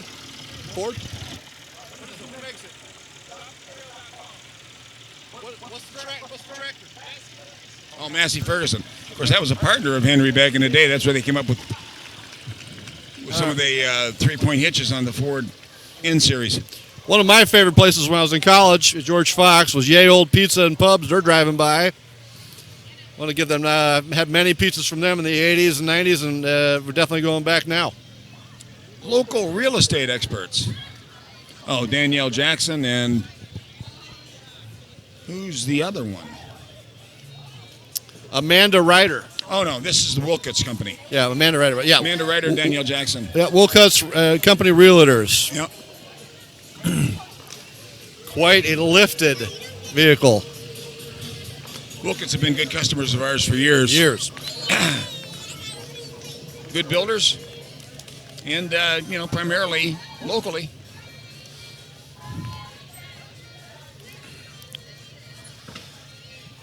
So next up we have the Soaring Phoenix Martial Arts Group. All the kids have their sticks and outfits on, wearing from blue belt, orange belt, brown belt. There's a black belt out there too, Paul. There is a black belt. More importantly, they have bamboo sticks. Yeah, there's 2 black belts out there.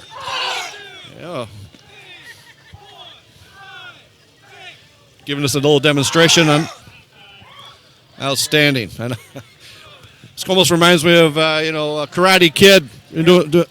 Miyagi. Mr. Miyagi. There's an old farm tractor. Boy, there used to be a lot of those around. That is a nice tractor. McCormick Farmall. Nice float. Maker Fun Factory float with the kids in the back. Laced in gold and Rock Point's annual VBS, Makers Fun Factory. I don't know what that is, but we do appreciate the float they brought in, and they put a lot of work into that float. The exposure we can give them on the radio. Absolutely, they put a lot of work into that float. So, looks like next up we have Promise Church and Pantry serve Yamhill County area by touching the heart of God and reaching the heart of man. They're coming right around the corner here. That's pretty profound, isn't it? The heart of God and the heart of man. So if I think there's a little more hearts that need reached. Don't you, Paul? Agree. Absolutely. Yeah. I'll read the rest of it here. So if you are in need of food, they are open on Sundays from 1 to 3 p.m. They're having another Super Saturday on Memorial Weekend. If you want your kids to have a great time, make sure they come and celebrate with them. So that's Promise Church.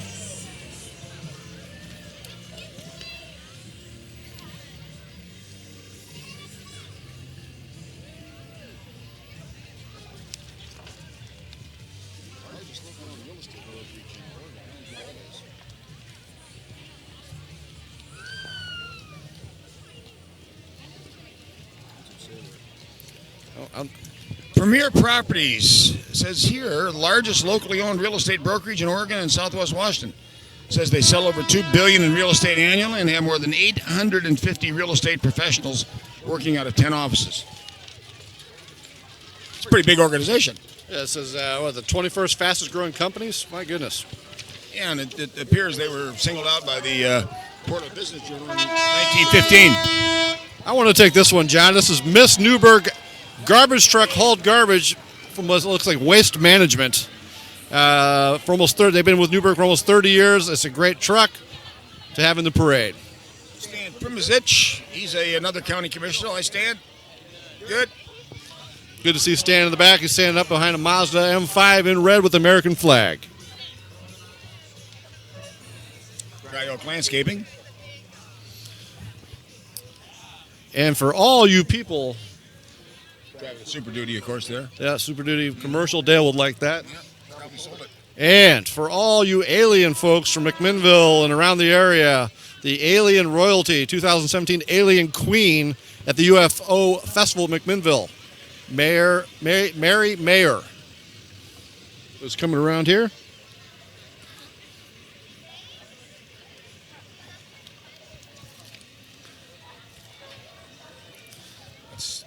Oh, maybe all we got. I believe that's still the landscaping company. Oh, my mistake. Well, he didn't make a mistake until entry 94, which is the last one. Dry Oak Landscaping.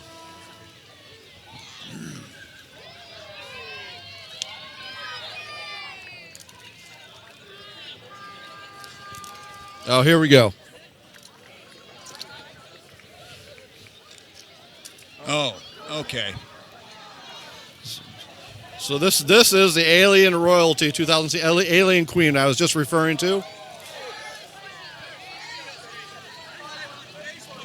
All right. Thank you. You're live on radio.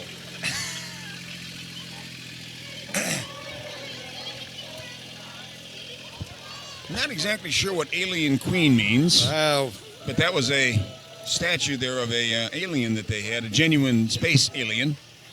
So, because I was a little confused about that name, but it was entertaining at best. Who knows?